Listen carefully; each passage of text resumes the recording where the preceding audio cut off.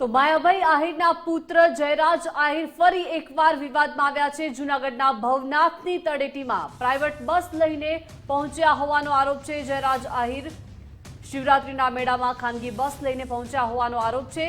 VVIP કલ્ચરની મનાઈ વચ્ચે જયરાજ આહિર ત્યાં પહોંચતા હવે નવો વિવાદ સર્જાયો છે। પગપાળા જવાની જગ્યાએ મિત્રો સાથે ખાનગી બસમાં તેઓ પહોંચ્યા।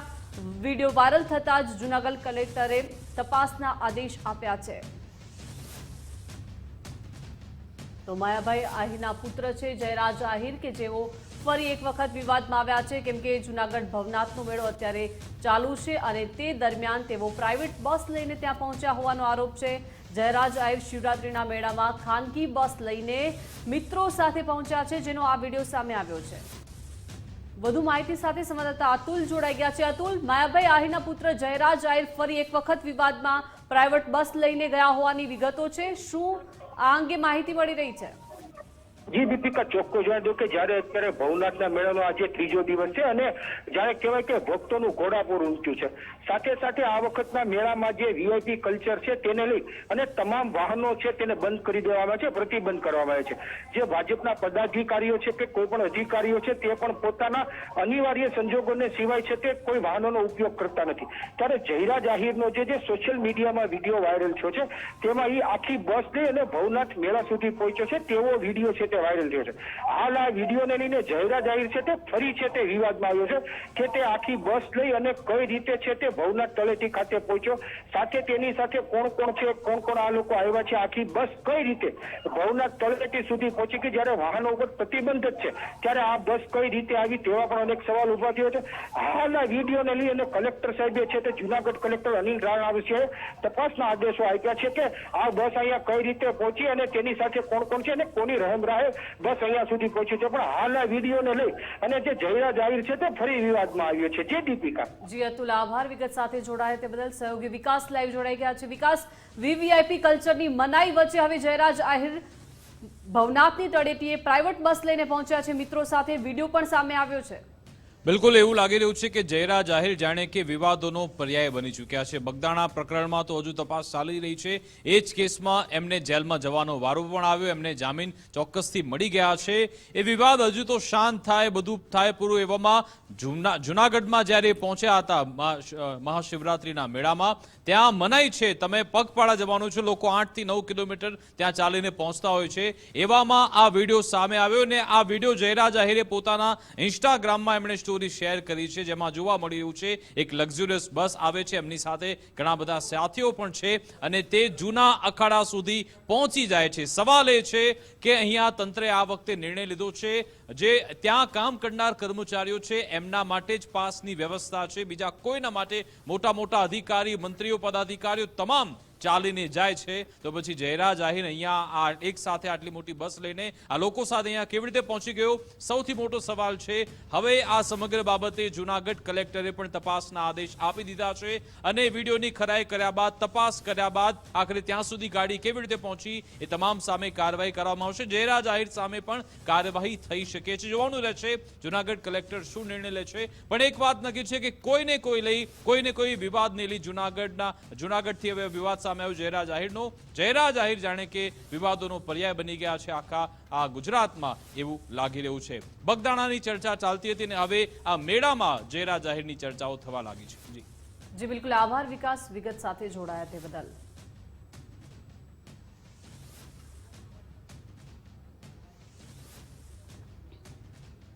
અને સમાચારમાં આગળ વાત કરીએ તો ઉદય કોટકને ગિફ્ટ સિટીના ચેરમેન બનાવવામાં આવ્યા છે। હસમુખ અઢિયાની જગ્યાએ ઉદય કોટકને ગિફ્ટ સિટીના ચેરમેન બનાવવામાં આવ્યા છે। શહેરી વિકાસ વિભાગે નોટિફિકેશન જાહેર કર્યું છે અને આ વાતની જાણકારી આપવામાં આવી છે। ઉદય કોટકને ગિફ્ટ સિટીના ચેરમેન બનાવવામાં આવ્યા છે। શહેરી વિકાસ વિભાગે નોટિફિકેશન જાહેર કરી અને જાણકારી આપી છે। ઉદય કોટકને ગિફ્ટ સિટીના ચેરમેન બનાવવામાં આવ્યા છે। ગિફ્ટ સિટીના ચેરમેન તરીકેની જવાબદારી ઉદય કોટકને સોંપવામાં આવી છે। હસમુખ અઢિયાની જગ્યાએ હવે ઉદય કોટક ગિફ્ટ સિટીના ચેરમેન બન્યા છે અને આ વાતની જાણકારી શહેરી વિકાસ વિભાગે નોટિફિકેશન બહાર પાડી આપી છે।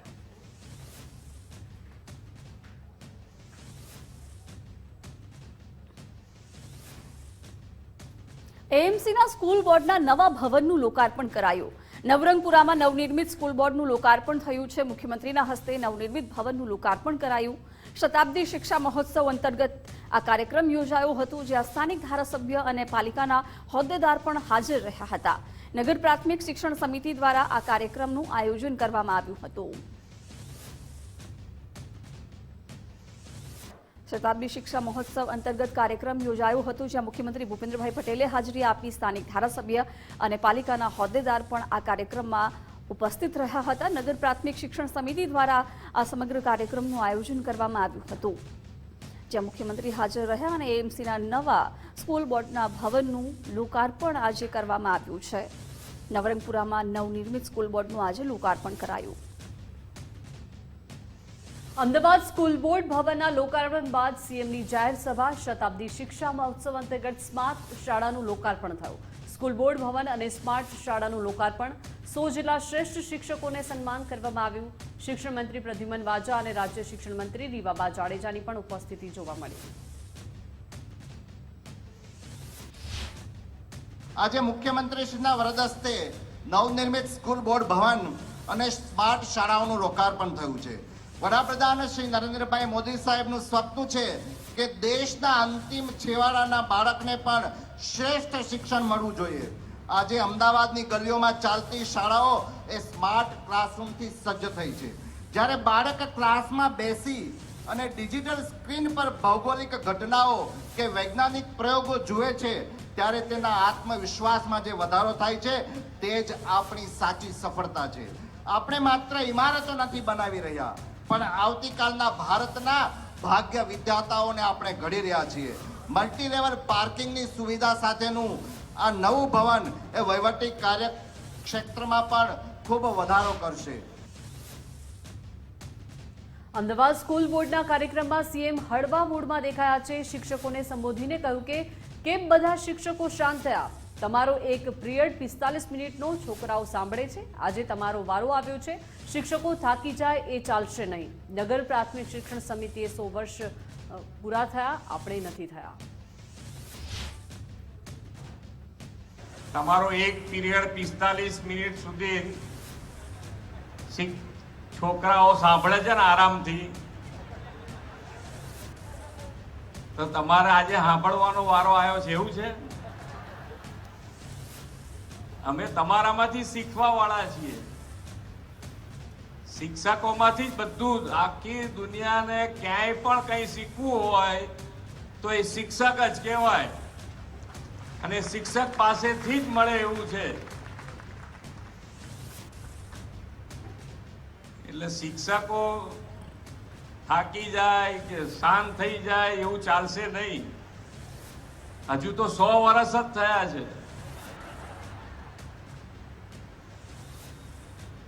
તો નગર પ્રાથમિક શિક્ષણ સમિતિને શરૂ થયા 100 વર્ષ થયા છે. આપણને 100 વર્ષ થયા હોય તો બરોબર છે કે આપણે થોડા થાકેલા દેખાઈએ. અમરેલી જિલ્લા ભાજપની ટીમ જાહેર કરવામાં આવી છે. 7 ઉપપ્રમુખ, 3 મહામંત્રી અને 8 મંત્રીની નિમણૂક કરાઈ છે. ભાજપની ટીમમાં દરેક સમાજનો સમાવેશ કરવાનો પ્રયાસ રહ્યો છે. સૌથી અગત્યના મહામંત્રી પદ પર નિમણૂક કરાઈ છે. ચેતન શિયાળ, રાજુ ભૂતૈયા અને મયુર માંજરિયાને જવાબદારી સોંપવામાં આવી છે. આગામી સ્થાનિક સ્વરાજ્યની ચૂંટણી માટે જિલ્લા ભાજપની ટીમ તૈયાર છે.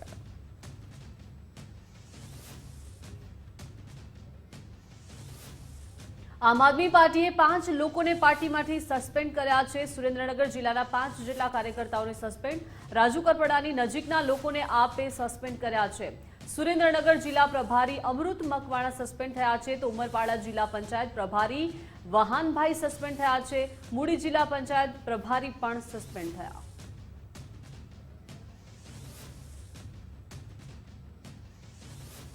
નર્મદામાં માહિતી ખાતાની 2 દિવસીય ચિંતન શિબિરનો પ્રારંભ થયો છે. નર્મદાના નીલકંઠ ધામ પોઈચા ખાતેથી આ ચિંતન શિબિરનો પ્રારંભ કરાયો. સેવા એ જ સાધના શબ્દની આરાધનાના મંત્રથી સામૂહિક ચિંતન શિબિરની શરૂઆત થઈ.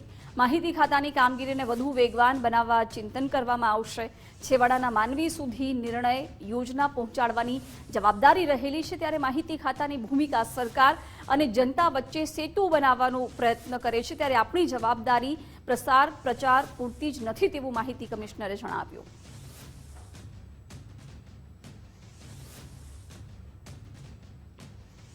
ગાંધીનગર કામકાજ સલાહકાર સમિતિની બેઠક પૂર્ણ થઈ છે. વિધાનસભા અધ્યક્ષ શંકરભાઈ ચૌધરીની અધ્યક્ષતામાં બેઠક મળી. મુખ્યમંત્રી ભૂપેન્દ્ર પટેલ, મંત્રી ઋષિકેશભાઈ પટેલ ઉપસ્થિત રહ્યા. કોંગ્રેસ પક્ષના ઉપનેતા શૈલેષ પરમાર પણ ઉપસ્થિત જોવા મળ્યા. આવનારા બજેટ સત્રને લઈને કામકાજ પર ચર્ચા આ બેઠકમાં કરાઈ. પ્રશ્નોત્તરી, વિધાનસભામાં રજૂ થનારા બિલ સહિતના મુદ્દાઓ પર ચર્ચા થઈ. સત્ર દરમિયાન 7 થી 8 જેટલા બિલો આવશે તેવી વાત ઋષિકેશ પટેલે કરી.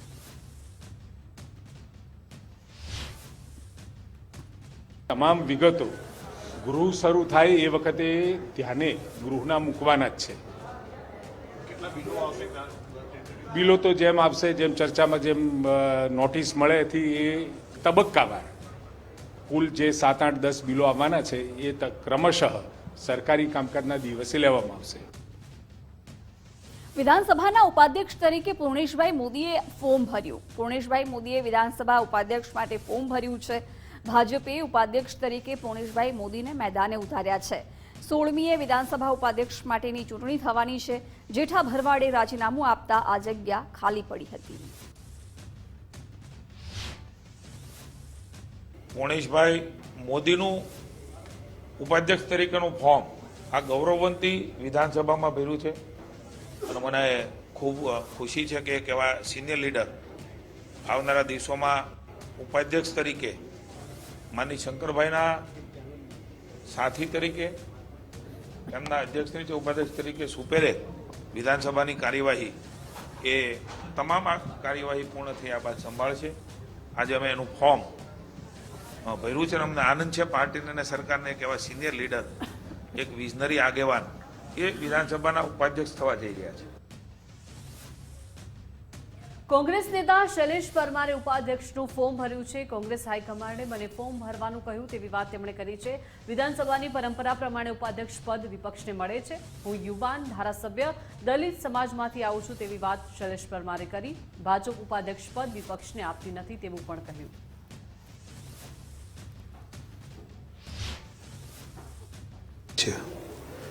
ઉપાધ્યક્ષની પદ માટેનું ફોર્મ ભરવાનું કારણ એટલું છે કે પ્રણાલી વેરેલી છે. વિપક્ષને મળવું જોઈએ. ભલે અમે સંખ્યાબળ અમારું ઓછું છે, પણ સંખ્યાબળના આધારે કોંગ્રેસ પાર્ટીના 12 ધારાસભ્યો છીએ અન્ય પાર્ટી કરતા, એટલે અમે વિપક્ષના ધારાસભ્ય તરીકે ઉપાધ્યક્ષના પદ માટેને અમે ફોર્મ ભરેલું છે. અને પ્રણાલીને ભારતીય જનતા પાર્ટી ફોલો કરે, સાચવે, એના માટે અમે આ ફોર્મ ભરેલું છે. જે રીતે વિપક્ષના પદની પણ એમણે વાત કરી કે ગુજરાત સરકાર, ગુજરાતના અંદર એવો કોઈ ક્રાઇટેરિયા જ નથી કે 10% હોય તો તમને વિપક્ષનું પદ. શૈલેષ પરમારે વિધાનસભા સત્રના દિવસો પર સવાલ ઉઠાવ્યા. ગાંધીનગર વિધાનસભા સત્ર 38 દિવસ માટે બોલાવાયું છે, પરંતુ વાસ્તવિક કામકાજ માત્ર 23 દિવસ જ મળશે. બાકીના 15 દિવસ જાહેર રજાઓમાં જતા રહેશે. વિધાનસભા સત્રમાં માત્ર 23 દિવસ જ કામકાજ થશે તેમ કહ્યું.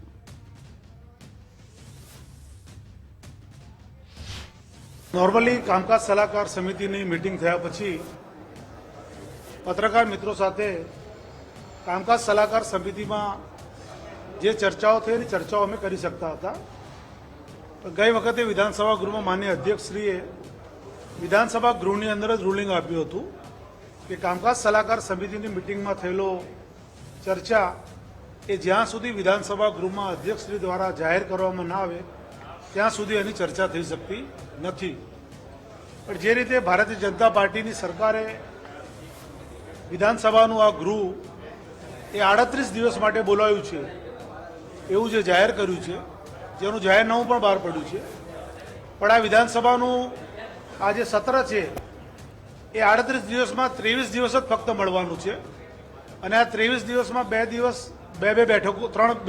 બે બેઠકો રહેવાની છે અને 15 દિવસ એ જાહેર રજાઓ કે અન્ય રજાઓના લીધે બંધ રહેવાનું છે. એટલે વિધાનસભા ગૃહનું આ સત્ર એ ફક્ત 23 દિવસ માટે જ મળવાનું છે કે જેનું નવસારી જિલ્લા ભાજપમાં રાજીનામાનો દોર યથાવત છે. જલાલપુર ભાજપ સંગઠનના વધુ 12 રાજીનામા પડ્યા. જલાલપુર તાલુકા ભાજપ સંગઠનના 12 હોદ્દેદારોના રાજીનામા, કુલ 19 રાજીનામા પડતા જલાલપુર તાલુકા ભાજપનું માળખું ખોરવાયું છે.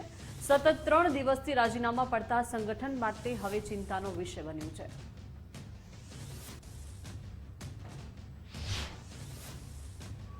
રાજીનામું આપવાનું કારણ એવું છે કે જિલ્લા સંગઠનમાં જલાલપર તાલુકાને હંમેશા સતત ને સતત અન્યાય થઈ રહ્યો છે, તે માટે અમે સૌ એકત્ર થઈને અમારી રાજી ખુશીથી કોઈના દાબદબા વગર અમે રાજીનામું આપી રહ્યા છીએ. આજે ટોટલ 12 જણ છે, એમાં ઉપપ્રમુખ છે, મહામંત્રી છે, મંત્રી છે અને કોષાધ્યક્ષ છે. શું કારણથી રાજીનામું? એ જ રાજીનામું છે કે અમને આજ સુધી જલાલપરને જિલ્લા સંગઠનમાં મોટું પદવી એટલે કે નથી પ્રમુખશ્રીનું પદ મળ્યું છે, નથી મહામંત્રીનું પદ મળ્યું છે. અમારી લાગણી અને માગણી છે કે અમને જલાલપરમાંથી મહામંત્રી કાં તો પ્રમુખનું પદ મળે એવી અમારી લાગણી અને માંગણી. ગાંધીનગર મહાનગરપાલિકાનું સુધારા સાથેનું બજેટ રજૂ થયું. 15.27 કરોડના વધારા સાથે 1918.35 કરોડનું બજેટ રજૂ થયું. વર્ષ 2026-27માં રૂપિયા 125 કરોડના નવા કામ સૂચવાયા છે. પીએમ આવાસ અને એઆઈ માટે બજેટમાં ખાસ જોગવાઈ છે. મનપામાં નવા સમાવેલા ગામોના કામોને પ્રાધાન્ય અપાશે. ટીપી જાહેર થતા સ્ટોમ વોટર ડ્રેનેજ કામને ઝડપી બનાવવામાં આવશે. મનપા કોમનવેલ્થ ગેમ્સ માટે 3 સ્પોર્ટ્સ કોમ્પ્લેક્સ પણ બનાવશે. 1903.08 કરોડના રજૂ કરેલ અંદાજોની સામે 15.27 કરોડના વધારા સાથે અને 26-27નું કુલ રૂપિયા 1918.35 કરોડના કદનું અંદાજપત્ર આપ સૌ સમક્ષ રજૂ કરીએ છીએ. ભાજપના રાષ્ટ્રીય અધ્યક્ષ નીતિન નવીન આવશે ગુજરાત. રાષ્ટ્રીય અધ્યક્ષ બન્યા બાદ પહેલીવાર ગુજરાતની મુલાકાતે છે. સંભવિત આગામી સપ્તાહે રાષ્ટ્રીય અધ્યક્ષનો ગુજરાત પ્રવાસ. 20 થી 22 ફેબ્રુઆરી ગુજરાત પ્રવાસ આવી શકે છે. કાર્યકર્તાઓ અને ભાજપના હોદ્દેદારો જનપ્રતિનિધિઓ સાથે બેઠક કરશે. ગુજરાતમાં 2 થી 3 જનસભાને પણ તેઓ સંબોધી શકે છે.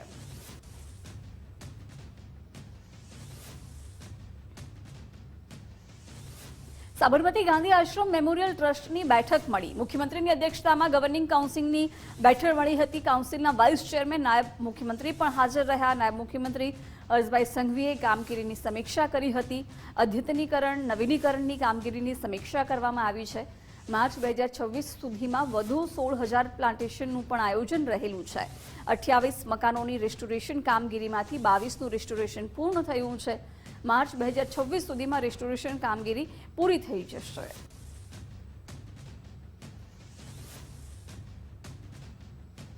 અમદાવાદ મ્યુનિસિપલ કોર્પોરેશન કરોડોનું ઝાડુ ખરીદશે.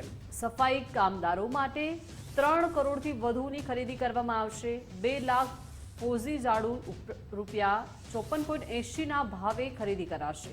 5 લાખ ગોવા ઝાડુ રૂપિયા 44ના ભાવે ખરીદી કરાશે. શહેરના 17,000 સફાઈ કામદારો માટે આ ખરીદી કરવામાં આવશે. એક સફાઈ કામદારને મહિને 4 ઝાડુ આપવામાં આવશે. શહેરમાં સફાઈ કરવા માટે ઝાડુની બી જરૂરિયાત હોય છે અને આજે જે સ્વચ્છતા ખૂબ જરૂરી છે અને સ્વચ્છતાના કારણે આજે ઝાડુ ખરીદવાનું કામ બી જરૂરી છે. આજે મટીરિયલ મેનેજમેન્ટ કમિટીની અંદર અંદાજે 2 લાખ ઝાડુ ફોજી ઝાડુ પ્રતિ ઝાડુ 54 રૂપિયાની 80 પૈસાના ભાવે 2 ટેન્ડરને કામ આપવામાં આવ્યું છે. સાથે સાથે બીજું ટેન્ડર ગોવા ઝાડુનું કામ પણ અહીંયા મંજૂર કરવામાં આવ્યું છે. અમદાવાદમાં દેશનું સૌથી મોટો સ્ટાર્ટઅપ ફેસ્ટિવલ એલજી યુનિવર્સિટીમાં ઇનોવેશન વિલેજની 11મી એડિશન, જ્યાં દેશના 6 રાજ્યોના 1400 વિદ્યાર્થીઓ સહભાગી બન્યા. 400થી વધુ પ્રોજેક્ટમાં એઆઈ અને રોબોટનો દબદબો રહ્યો. ફાર્મસી અને મેડિકલ સ્ટાર્ટઅપ મુખ્ય આકર્ષણ રહ્યું. શ્રેષ્ઠ ઇનોવેશન માટે નિષ્ણાતો ફંડિંગ આપશે.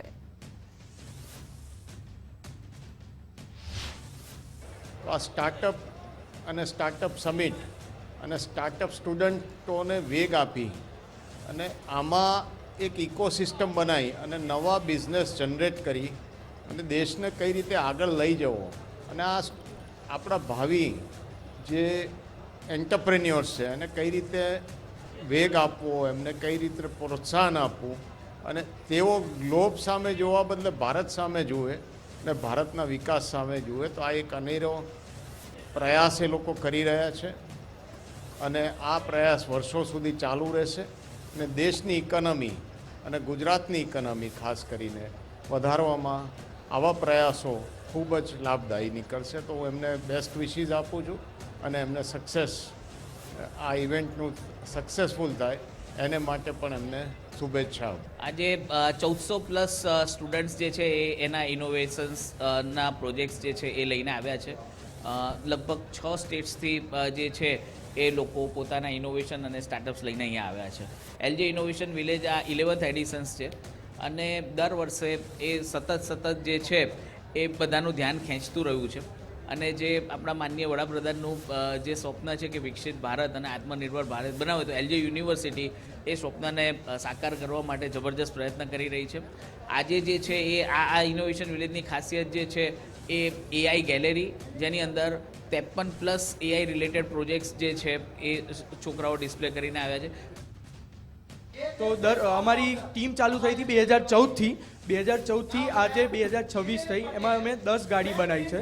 તો 10 ગાડીમાં પહેલી ગાડીમાં અમે વધારે પડતા કમ્પોનન્ટ્સ એમએસના યુઝ કર્યા હતા. એના પછી અમે રિસર્ચ, એનાલિસિસ ને કેલ્ક્યુલેશન કરીને બધું R&D કરીને ઉપર અપડેટ્સ કર્યા છે. અત્યારે હાલ કરન્ટલી અમારી આ ગાડીમાં એલ્યુમિનિયમના પાર્ટ્સ રાખ્યા છે. એમાં 7 સિરીઝ ને 6 સિરીઝ. જે 7 સિરીઝ કમ્પોનન્ટ છે એલ્યુમિનિયમના, એ આપણે જનરલી એરક્રાફ્ટમાં એમાં લાગતા હોય છે, એવી રીતના છે. અને આગળ અમે હમણાં પ્રિપેરેશન કરીએ છીએ. માર્ચમાં ઇવેન્ટ છે અમારી ATVCની, તો એના માટે અમારી અત્યારે તૈયારી ચાલુ છે. આની બેટરી 2 કલાકમાં ચાર્જ થાય છે અને એકવાર ચાર્જ કર્યા પછી એ 30 થી 40 કિલોમીટરની રેન્જ ચાલે છે અને એની ટોપ સ્પીડ છે 35 થી 30 વચ્ચે. અને વેસ્ટમાંથી બેસ્ટ બનાવી છે. એટલે જો બી આ ગાડીમાં જે બી વસ્તુ આવી છે એ ટોટલી ભંગારમાંથી આવેલી છે. ખાલી જે બેટરી છે એ ખાલી નવી લેવામાં આવેલી છે. અમે 4 મિત્રો છીએ અને આમાં 6 મહિના લાગેલા છે. Welcome back. સમાચારમાં આગળ વાત કરીશું તો સુરેન્દ્રનગર જિલ્લા કોંગ્રેસે SIR ગેરરીતિ મુદ્દે ચક્કાજામ કર્યો છે. માલવણ અમદાવાદ હાઈવે પર ચક્કાજામ કરી ઉગ્ર વિરોધ દર્શાવ્યો. દસાડા બહુચરાજી હાઈવે પર રસ્તા રોકીને તેમણે વિરોધ નોંધાવ્યો છે. જેના બાદ હાઈવે પર ચક્કાજામથી ટ્રાફિક જામના દ્રશ્યો સર્જાયા. વાહનોના ટાયર અને જાડી ઝાંખરા સળગાવી ઉગ્ર વિરોધ દર્શાવ્યો. SIR અંતર્ગત અંદાજે 24,000થી વધુ ફોર્મ 7 ભરાયા હોવાનો દાવો છે. 9 ફેબ્રુઆરીએ બસ સ્ટેશનથી કલેક્ટર કચેરી સુધી રેલી યોજાઈ. રજૂઆત છતાં ઉકેલ ન આવતા આજે ચક્કાજામનું આયોજન કરાયું હતું. મતદાર યાદીમાં ગેરરીતિ અને નામકમી સામે કોંગ્રેસનો આ વિરોધ છે. સુરેન્દ્રનગરમાં SIR ગેરરીતિ મુદ્દે કોંગ્રેસનો ઉગ્ર વિરોધ આજે જોવા મળ્યો.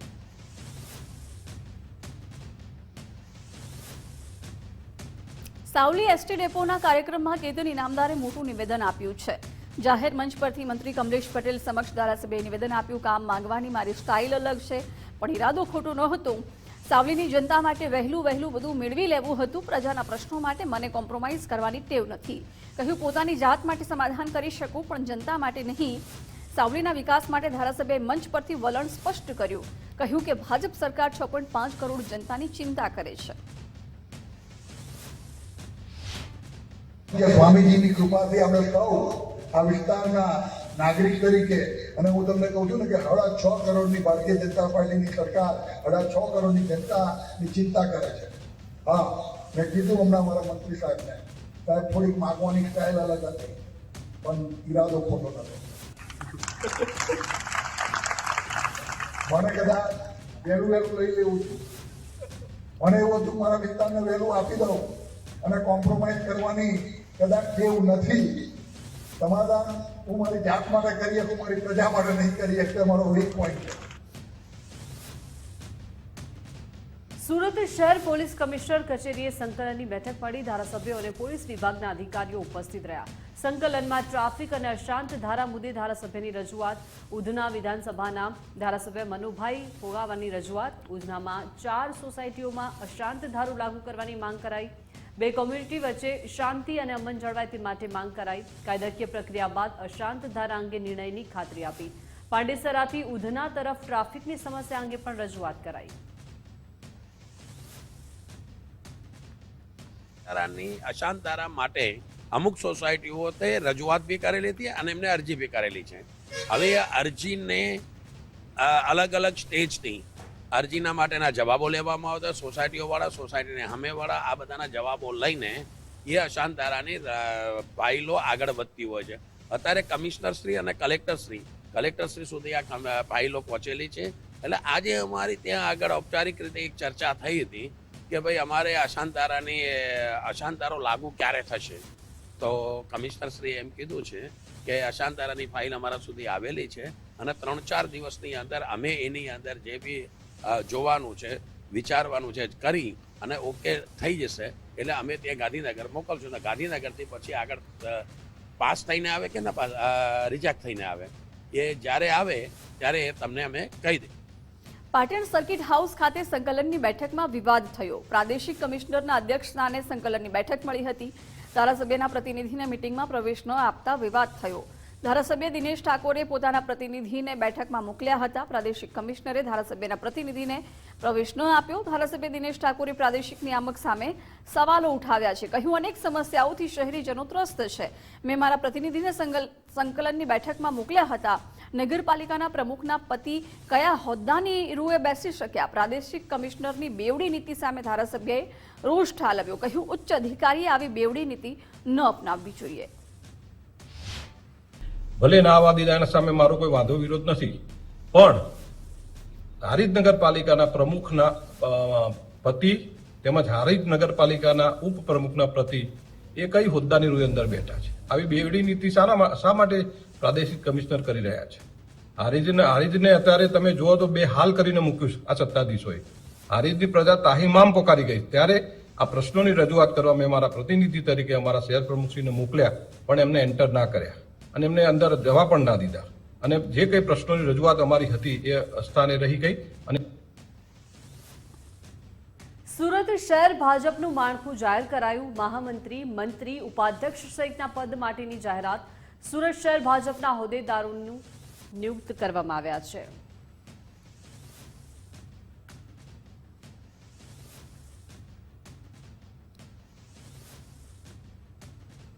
એએમસીના વિપક્ષ નેતા દ્વારા સુધારા સાથેનું બજેટ મૂકવામાં આવ્યું. વર્ષ 2026-27નું 922 કરોડના સુધારા સાથેનું બજેટ રજૂ કરવામાં આવ્યું છે.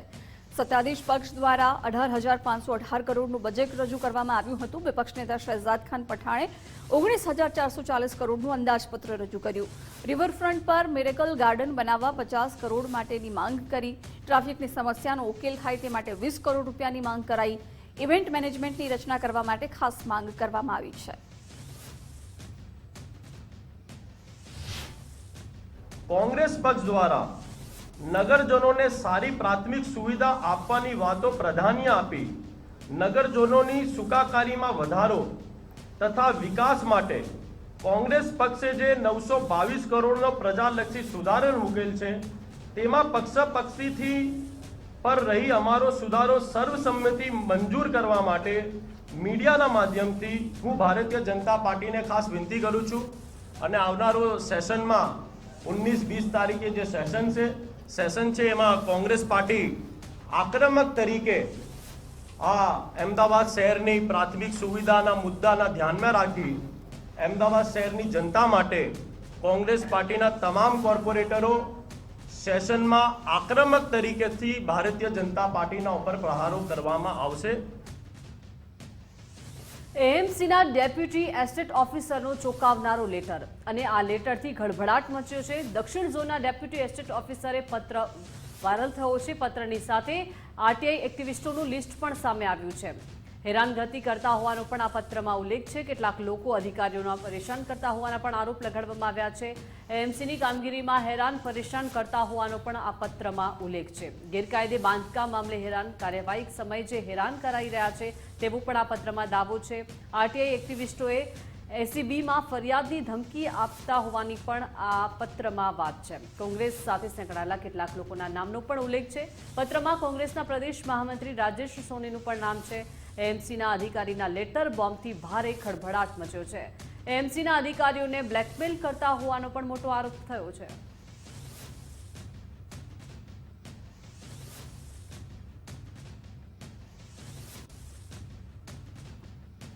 એએમસીના એસ્ટેટ અધિકારી દ્વારા એસીબીને પત્ર લખવામાં આવ્યો હતો. કોંગ્રેસના નેતા રાજેશ સોનીએ હવે નિવેદન આપ્યું છે.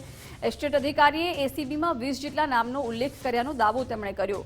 ભાજપ અને કોંગ્રેસના બંને નામ હોવાનો રાજેશ સોનીએ દાવો કર્યો છે. સૌથી વધુ ભાજપના બક્ષીપંચ પ્રમુખ નિલેશ સોલંકીએ 250 અરજી કરી છે. એસીબી તપાસ કરે, અમને કોઈ વાંધો નહીં કહ્યું. મેં 3 વર્ષમાં માત્ર 6 જ અરજી કરી છે. ભાજપના લોકો પણ આમાં અરજી કરી હોવાનો ઉલ્લેખ છે. અમે જે અરજી કરી છે તે લોકોના કામોને લઈને કરી હતી. આ અરજીમાં પુરાવા રજૂ કરવામાં આવે. જો પુરાવા રજૂ નહીં કરે તો માનહાનિનો દાવો કરવામાં આવશે તેમ પણ કહ્યું. હું આ લિસ્ટ ફરી બતાવીશ તમને. આ લિસ્ટમાં ભારતીય જનતા પાર્ટીના નેતાઓએ 123, 250 અરજી, 200 અરજી, 300 અરજી આવી અરજી કરી છે. મેં આ 3 વર્ષ પહેલા માત્ર 6 અરજી કરી હતી, પણ પ્રજાલક્ષી કામ માટે. આ 6 અરજીના આધારે આ લિસ્ટમાં મારું નામ નાખવામાં આવ્યું છે. એની પાછળનું સ્પષ્ટ કારણ એક જ છે કે વિરોધ પક્ષના નેતાઓને બદનામ કરવા, એમને હેરાન કરવા અને એને હેરાન કરીને ક્યાંક એ જે આંદોલન કરતા એને અટકાવવા. વિરોધ પક્ષ તરીકે અમારી નૈતિક જવાબદારી છે કે પ્રજાના પ્રશ્નો માટે પહેલા અરજી કરીએ, ત્યારબાદ રજૂઆત કરીને જરૂર પડે તો આંદોલન કરીએ. એવા અનેક આંદોલનો અમે ભૂતકાળમાં કરેલા છે અને અત્યારે પણ કરી રહ્યા છીએ. હવે આ આંદોલનોની સંખ્યા ઘટે, અમે ડરી જઈએ, અમને બદનામી કરવામાં આવે, આ બધો આશય ભારતીય જનતા પાર્ટીનો જે આશય છે આનાથી ક્યાંય કશું થવાનું નથી. કોંગ્રેસ પાર્ટીનો એક પણ કાર્યકર્તા ડરવાનો નથી. અને આ જે પણ અધિકારીઓ છે, હું એમને ચેલેન્જ આપી રહ્યો છું કે આ અધિકારીઓ જે પણ દાવાઓ કર્યા છે, જે પણ અરજીમાં બદનામી કરવા માટેના કામ કર્યા છે, એ હવે આ પુરાવાઓ, આ જે આરોપો છે એ સાબિત કરી બતાવે. આવતીકાલે બહુચરાજી એપીએમસી બંધ રહેશે. બહુચરાજી એપીએમસીમાં માલનો ભરાવો થતાં આ નિર્ણય લેવામાં આવ્યો છે. વ્યવસ્થાના ભાગરૂપે એપીએમસી બંધ રાખવાનો નિર્ણય લેવાયો. આવતીકાલે હરાજીનું સંપૂર્ણ કામકાજ બંધ રહેશે. સુરતમાં ચિરાગ ગોટીના પિતા ઘનશ્યામ ગોટીની ધરપકડ કરવામાં આવી છે. ચોક બજાર પોલીસ ચોપડે નોંધાયેલા વધુ એક ગુનામાં તેમની ધરપકડ કરાઈ. બિલ્ડર પાસેથી 3 લાખની સામે 18 લાખ પડાવ્યા હતા. બંદૂક બતાવી જાનથી મારી નાખવાની ધમકી આપી હોવાની પણ ફરિયાદ છે. વર્ષ 2018માં હાથઉછીના રૂપિયા બિલ્ડરે લીધા હતા. ધાક ધમકીઓ આપી બળજબરીપૂર્વક 18 લાખ પડાવી લીધા. બિલ્ડરની ફરિયાદના પગલે ચિરાગ ગોટીના પિતાની ધરપકડ કરાઈ છે. ચિરાગ ગોટી જે છે એ સુપ્રીમ કોર્ટના આદેશ બાદ જ્યારે એનડીપીએસના ગુનામાં સરેન્ડર થયો છે, ત્યારબાદ અલગ અલગ વિડીયોઝ જે વાયરલ થયા છે અને એના જે ફરિયાદીઓ અમારી સમક્ષ આવતા જાય છે, ગુના દાખલ થતા જાય છે. અત્યાર સુધીમાં 2 ખંડણીના ગુના ચોક બજાર પોલીસ સ્ટેશનમાં દાખલ થયા છે. અત્યારે લાસ્ટ લેટેસ્ટ જે ગુનો છે, રજની વાવડિયા ફરિયાદી છે, 3 લાખની સામે એની પાસે 18 લાખની ખંડણી વસૂલી હતી એવો જે ગુનો દાખલ થયેલ છે. અને એની અંદર ચિરાગ ગોટી, એનો ભાઈ નિરાત ગોટી અને એના પિતા ઘનશ્યામ ગોટી, આ તમામ લોકો આરોપી છે. અને એમાં ઘનશ્યામ ગોટી જે છે એની ધરપકડ કરવામાં આવેલ છે. ઘનશ્યામ ગોટી કોણ થાય છે? ઘનશ્યામ ગોટી જે છે ચિરાગ ગોટીના ફાધર છે. સુરતમાં ચિરાગ ગોટી મામલે પ્રજાપતિ સમાજ સામે આવ્યો છે. વાટલિયા પ્રજાપતિ સમાજના પૂર્વ પ્રમુખ નંદલાલ પાંડવે પોસ્ટ કરી. સોશિયલ મીડિયામાં પોસ્ટ મૂકી સમાજને એક થવા માટે જણાવ્યું. પોસ્ટમાં પૂર્વ મંત્રી વિનુભાઈ મોરડિયા સામે પણ સવાલો ઊભા કર્યા છે. સમાજના એક કાર્યક્રમમાં મોટી મોટી વાતો કરી હતી વિનુભાઈ બોલ્યા હતા કે અસામાજિક તત્વો કતારગામ છોડી દે. વિનુભાઈએ એ પણ જણાવ્યું હતું કે 8 વર્ષથી કોઈ ગેંગ રહેવા દીધી નથી. તો સાહેબ, આ તમારા જ ગામના ટપોરીઓ લોકોને મારી રહ્યા છે, એ શું છે? સોશિયલ મીડિયામાં ચિરાગ ગોટીની રાજકીય સાંઠગાંઠને લઈને આક્રોશ છે. પહેલાં તો પ્રથમ તો મારા પોલીસ કમિશનરને અને એસઓજીના જે નકુમ સાહેબ એનો આભાર માનું છું અને સરકારનો પણ આભાર માનું છું, ગૃહપ્રધાનનો, કે આવા તત્વોને તમે અમારી રજૂઆત વગર પકડ્યા અને તમે કાર્યવાહી કરી અને તમે સામેથી બોલાવ્યા કે કોઈ પણ પર ફરિયાદી આવો, તમે આને કોઈ પણ ડર રાખ્યા વગર. ત્યારે તો પહેલાં હું પ્રથમ એને સરકારને અને અધિકારીઓનું અભિનંદન પાડું છું. હા, હું મારા સમાજનો અગ્રણી છું, વાટલિયા પ્રજાપતિ સમાજનો, ઓલ ઇન્ડિયા પણ હતો અને ગુજરાતના આજે તમામ ગુજરાતના પ્રજાપતિઓનો મોભી છું. ધારાસભ્ય અને પૂર્વ મંત્રી વિનુભાઈ મોરડિયાએ નિવેદન આપ્યું. વાટલિયા પ્રજાપતિ સમાજના પૂર્વ પ્રમુખની પોસ્ટ મામલે નિવેદન આપ્યું. ચિરાગ સાથેના ફોટા માત્ર મારા એકના નથી, અનેક નેતાઓ સાથે તેના ફોટો છે. અમે કોઈ કાર્યક્રમમાં જઈએ ત્યારે ફોટા પડાવે છે. જ્યારે કોઈ ગુનો કરે છે ત્યારે તે ગુનેગાર જ હોય છે. ક્યારેય નહીં થઈ હોય તે કાર્યવાહી તેની સામે કરવાની છે. જ્યારે ફરિયાદ કરી છે ત્યારે કાર્યવાહી કરવામાં આવશે. એની સાથેના ફોટો મારા એકના નથી, અનેક નેતાઓ હોય. આપની પાર્ટીના સ્ટેજ ઉપર એ બેઠેલો છે, એ કોઈ પક્ષનો નથી. પહેલી વાત તો એ છે, કોઈ પક્ષનો નથી. જે અમારે ત્યાં જાહેર જીવનમાં છે એટલે બધા જ લોકો સમજે છે કે કે અમે કોઈ ફંક્શનમાં જઈએ તો અમારી સાથે કોઈ ફોટા પડાવે અથવા અમને કોઈ કાર્ડ આપવા આવ્યા, મંત્ર આપ્યા કે 5-10 જણા આવ્યા તો ફોટા પડાવે. પરંતુ ગુનેગાર જ્યારે ગુનો કરે છે ત્યારે એ ગુનેગાર જ હોય છે, એ કોઈ સમાજનો હોતો નથી. અને મેં આગળ હજી 1 વીક પહેલાં મારું ઇન્ટરવ્યૂ હતું, મેં જવાબ આપેલો છે કે મારી સાથે રહેતો હોય કે મારી ગાડી ભરતો હોય, આ તો એવું કાંઈ છે નહીં, એવો હોય તો પણ છોડવામાં નહીં આવે. અને એટલા જ માટે આની સામે પણ કડકમાં કડક કાર્યવાહી ક્યારેય ન થઈ એવી કાર્યવાહી આની સામે કરવાની છે. સુરતના પીપલોદમાં સુસાઇડ વિથ મર્ડરની ઘટના બની છે. માતાએ માસૂમ પુત્રને ફાંસો આપી આપઘાત કર્યો. ઉમરાના નિર્મલ નગરમાં બનેલી છે આ ચકચારી ઘટના કે જ્યાં મૂળ મહારાષ્ટ્રનો પરિવાર રહેતો હતો અમદાવાદમાં અને મૃતક પૂનમ શાહને પુત્ર શિવાય શાહ હતા. અમદાવાદના કરણ શાહ જોડે તેમના લગ્ન થયા હતા. છૂટાછેડા બાદ બંને પતિ અને પત્ની અલગ રહેતા હતા. 5 મહિના અગાઉ જ મહિલાના ડિવોર્સ થયા હતા. છૂટાછેડા બાદ પતિ કરણ શાહ વારંવાર હેરાન કરતો હતો. સાથે રહેવા દબાણ અને ધમકીનો આરોપ છે. પતિના ત્રાસથી કંટાળી અંતિમ પગલું ભર્યા હોવાનો દાવો છે. સિવિલ હોસ્પિટલ ખાતે પરિવારનું હૈયાફાટ રુદન જોવા મળ્યું. ઉમરા પોલીસે આ મામલે વધુ તપાસ હાથ ધરી છે. इसके आसपास रहते थे. इनकी शादी को 3 साल हुए थे और इनके डिवोर्स को 1.5 साल हुए थे और ये वर्दी अभी उमरा पुलिस स्टेशन को मिली है और इसमें एडी दाखिल करके और एक मर्डर दाखिल करके आगे की तपास की जाएगी. जो बच्चे का डेथ हुआ है तो उसमें मदर का रोल मर्डर तरीके लेकर के इसमें गुना दाखिल करके आगे की तपास की जाएगी. સુરતના બિલ્ડર તુષાર ઘેલાણીના આપઘાતનો મામલો. ઘેલાણી પરિવારે મહિલાના બ્લેકમેલિંગ મામલે અરજી કરી છે. બ્લેકમેલિંગને કારણે માનસિક તણાવ હોવાનો પરિવારે આરોપ લગાવ્યો છે. મહિલા પ્રોપર્ટી માટે ત્રાસ આપતી હોવાનો પણ પરિવારે આરોપ લગાવ્યો છે. 4 ફેબ્રુઆરીએ મહિલાએ હોસ્પિટલમાં પણ હોબાળો કર્યો હતો. તપાસમાં તથ્ય જણાશે તો મહિલા વિરુદ્ધ કાર્યવાહી કરાશે. रिसेंटली इनके परिजनों ने एक अर्जी की है पुलिस स्टेशन में जिसमें कि किसी एक तीसरी कोई महिला के त्रास से या ब्लैकमेलिंग से परेशान होकर के ये आत्महत्या करने की कोशिश की थी उन्होंने. ऐसा एलिगेशन परिजनों का है और इसकी उच्च अधिकारियों के सुपरविजन में तपास चालू कर दी गई है और अगर इसमें कोई भी पुरावा ऐसा होगा कि ऑफेंस बन रहा होगा तो तुरंत ही हम इस पर गुना दाखिल करके कार्रवाई करेंगे. વડોદરા એસએસજી હોસ્પિટલમાં દર્દીના સગા વચ્ચે મારામારીની ઘટના બની છે. સામાન્ય બોલાચાલી બાદ મામલો હાથાપાઈમાં ફેરવાયો. હોસ્પિટલમાં દાખલ દર્દીના સંબંધીઓ વચ્ચે બોલાચાલી થઈ. વડોદરા એસએસજી હોસ્પિટલમાં મારામારીના આ દ્રશ્યો સામે આવ્યા. અમદાવાદ નારોલ પોલીસે પ્રતિબંધિત કપ સિરપની 110 બોટલ જપ્ત કરી છે. ₹1,29,000 કિંમતની કપ સિરપ ઝડપાઈ છે. શહજાદ સલીમ ખાન પઠાણ નામના આરોપીની ધરપકડ કરાઈ છે. નારોલ પોલીસે આરોપીની ધરપકડ કરી છે.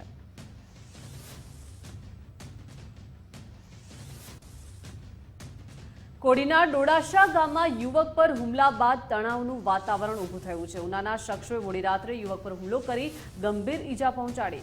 યુવકને માર મારતા કારડિયા રાજપૂત સમાજ સહિત સમગ્ર ગામ રોષે ભરાયું છે. ડોડાશા ગામે સજ્જડ બંધ કરી ધંધા રોજગાર સંપૂર્ણ બંધ રાખવામાં આવ્યા છે. ગ્રામજનોએ મામલતદાર અને કોડીનાર પોલીસને આવેદન પાઠવ્યું છે. ઉનાના આરોપીઓ હુમલા બાદ ફરાર થઈ ગયા હોવાનું પણ જાણવા મળ્યું છે. ગામને ખબર પડતા યુવકને તાત્કાલિક હોસ્પિટલમાં ખસેડવામાં આવ્યો. કાર્યવાહી નહીં થાય તો કારડિયા રાજપૂત સમાજ લડી લેશે તેવી પણ ચેતવણી આપી. ગુજરાત કોંગ્રેસ પ્રદેશ સમિતિ દ્વારા પ્રદેશ પ્રમુખ અમિત ચાવડાની અધ્યક્ષતામાં શરૂ થયેલી જનાક્રોશ યાત્રા નર્મદામાં પ્રવેશી હતી. રાજપીપળા, કેવડિયા, ડેડિયાપાડા અને સાગબારામાં ફરીને અંતે ડેડિયાપાડા પીઠા ગ્રાઉન્ડ ખાતે યાત્રાનું સમાપન કરવામાં આવ્યું. કોંગ્રેસના પ્રદેશ અધ્યક્ષ અમિત ચાવડા અને ધારાસભ્ય અનંત પટેલ સહિત કોંગ્રેસના નેતાઓની હાજરીમાં જ જનાક્રોશ રેલીનું સમાપન કરવામાં આવ્યું.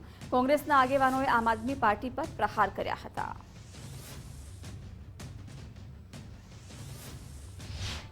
પંજાબ એકમાત્ર એવું રાજ છે જે થોડા મહિના પછી નહીં હોય. આખા દેશમાં નથી કોઈ એની વિચારધારા, નથી કોઈ એનું વિઝન. ફક્ત ને ફક્ત લોકોને ભ્રમિત કરી, લોકોને ગેરમાર્ગે દોરી.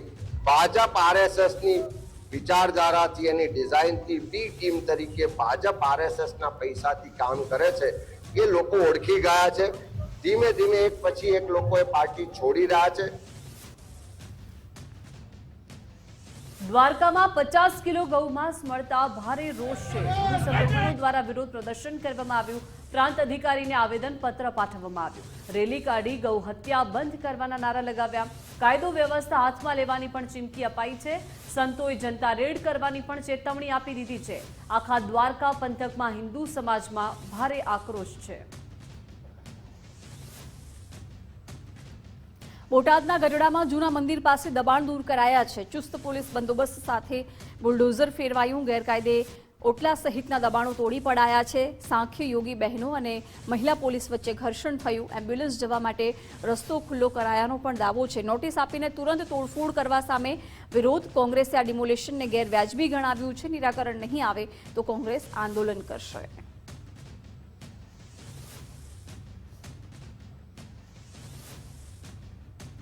હવામાન વિભાગે આગાહી કરી છે. ગુજરાતમાં ફરી બેવડી ઋતુનો અનુભવ શરૂ થયો છે. અમદાવાદમાં તાપમાન 19.2 ડિગ્રી નોંધાયું છે. નલિયામાં 14.3 ડિગ્રી સાથે રાજ્યમાં સૌથી ઠંડુ શહેર બન્યું છે. બપોરે ગરમી અને વહેલી સવારે ઠંડીનો અહેસાસ થઈ રહ્યો છે. રાજ્યમાં મહત્તમ તાપમાન 35 ડિગ્રી સુધી પહોંચ્યું છે. ગાંધીનગરમાં લઘુત્તમ તાપમાન 18.8 ડિગ્રી રહ્યું. इनके लिए 13 से लेकर 19 फरवरी तक मौसम आमतौर पर शुष्क रहने का पूर्वानुमान है और जो लघुत्तम तापमान है अगले 7 दिन कोई बड़ा बदलाव नहीं रहेगा और जो हमारा कोस्टल क्षेत्र है इसमें जो पवन का दिशा रहेगा उत्तर पश्चिम से उत्तर दिशा से पवन चलने का स्थिति है अभी और जो स्पीड रहेगा 15 से 20 नॉट. अभी लघुत्तम तापमान सबसे कम तापमान जो रिकॉर्ड हुआ है वो है नलिया में. आज 14.3 डिग्री सेंटीग्रेड रिकॉर्ड हुआ है और जो उसका सामान्य से 2 डिग्री सेंटीग्रेड ऊपर है. अहमदाबाद में रिकॉर्ड हुआ है 19.2 डिग्री सेंटीग्रेड जो सामान्य से 5.2 डिग्री सेंटीग्रेड ऊपर है. गांधीनगर में रिकॉर्ड हुआ है 4.7 डिग्री सेंटीग्रेड जो रिकॉर्ड हुआ है 18.8 डिग्री सेंटीग्रेड सामान्य से 4.7 डिग्री सेंटीग्रेड ऊपर है. અમદાવાદમાં નડિયાદની સ્કૂલના ઇન્ચાર્જ આચાર્ય હોટેલમાંથી ઝડપાયા છે. એલસી માટે મહિલાને હોટેલમાં બોલાવતા પર્દાફાશ થયો. સ્કૂલના બાળકની માતાને હોટેલમાં બોલાવ્યું હોવાનો આરોપ છે. બાળકનું એલસી લેવા માતાએ અરજી કરતા હોટેલમાં બોલાવ્યું હોવાનો આરોપ છે. એલસી આપવા માટે આચાર્ય કિરીટ ઝાલાએ મહિલાને હોટેલમાં બોલાવ્યાનો આરોપ લાગ્યો છે. બજરંગ દળના કાર્યકરોએ મહિલા સાથે હોટેલમાંથી ઝડપી પાડ્યો છે. સ્કૂલના એલસીની બુક પણ મળી આવી છે. વટવા જીઆઈડીસી પોલીસ સ્ટેશનમાં અરજી કરાઈ છે.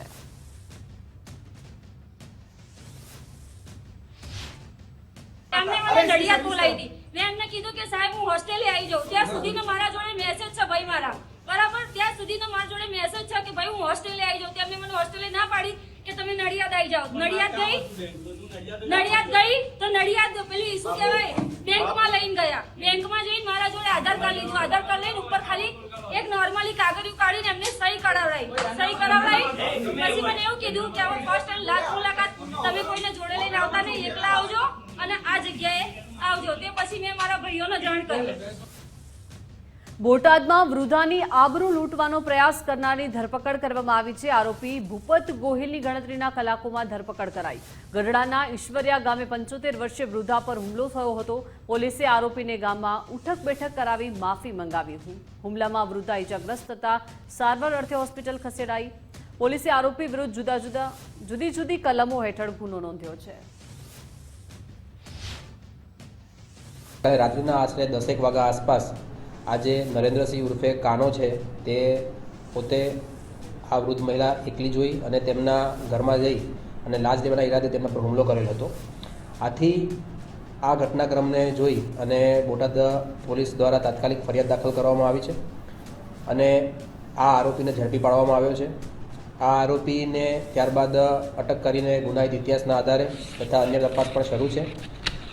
આ જે આરોપી છે તેને ગામમાં બનાવ કઈ રીતે બન્યો છે તે આધારે રિકન્સ્ટ્રક્શન પંચનામું પણ કરવામાં આવ્યું છે. આણંદ શહેરમાં લગ્નનો મંડપ રણ મેદાનમાં ફેરવાયો. જવાહરનગરમાં જાનૈયા વચ્ચે છૂટા હાથની મારામારી થઈ. લગ્નમાં મંડપમાં થયેલી મારામારીનો વિડીયો વાયરલ થયો છે. લાકડાના દંડા વડે મારામારી થતા 4 જેટલા લોકો ઘાયલ થયા છે. લગ્ન બાદ વર અને કન્યા મંડપથી પોલીસ સ્ટેશન પહોંચ્યા હતા. પોલીસે સમાધાન કરાવી પોલીસ મથકથી જ કન્યાની વિદાય કરાવી.